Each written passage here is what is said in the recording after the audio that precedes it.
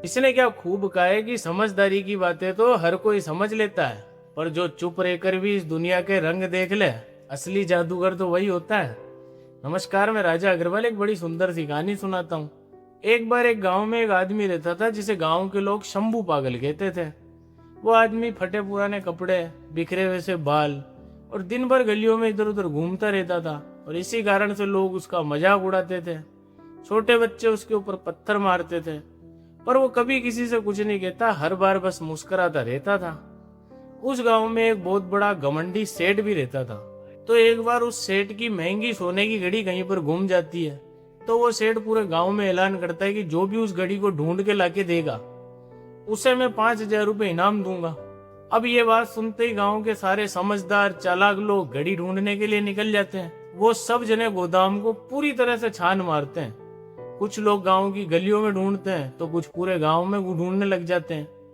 पर शाम हो जाती है, किसी को भी वो घड़ी नहीं मिलती है, और सब जने थक हार कर बैठ जाते हैं। तभी रात होती है और शंभू पागल सेठ के पास आता है और मुस्कुरा कर कहता है कि सेठ जी, मैं ढूंढूं घड़ी। सेठ भी थका हारा गुस्से में था, तो वो कहता है कि अरे जाना पागल, यहाँ पर एक से एक अक्लमंद समझदार लोगों ने सुबह से शाम लगा दी ढूंढने में, पर वो नहीं ढूंढ पाए, तो तू क्या ढूंढ लेगा। पर शंभू मानता नहीं है, जिद करने लग जाता है। तो सेठ भी कह देता है कि चल ढूंढ ले, पर अगर नहीं ढूंढी तो बहुत मारूंगा।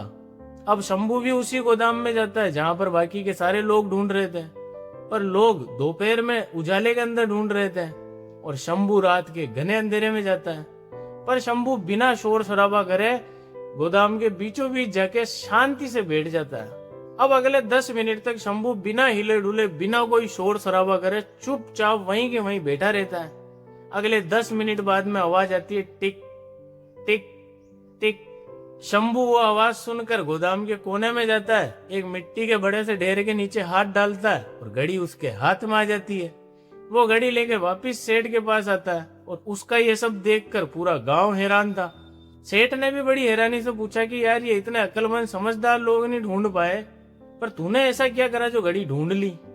तभी शंभू ने एक हंसते हंसते बहुत गहरी बात कही कि सेठ जी, आप सब लोग जब ढूंढ रहे थे तो बहुत शोर कर रहे थे, बहुत ज्यादा गुस्से में थे, इसीलिए बहुत ज्यादा चिल्ला भी रहे थे, पर मैंने कुछ नहीं किया। मैं तो बस अंधेरे में एकदम शांत बैठ गया था, और जब शोर बंद हुआ तो घड़ी की आवाज अपने आप सुनाई देने लगी।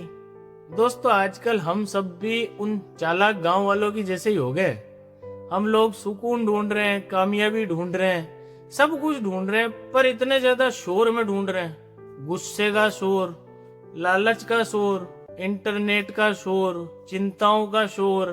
पर ये छोटी सी कहानी हमें सीख देती है कि जिसे ये पूरी दुनिया पागल समझती है ना, उनका दिमाग इन शोर से मुक्त होता है।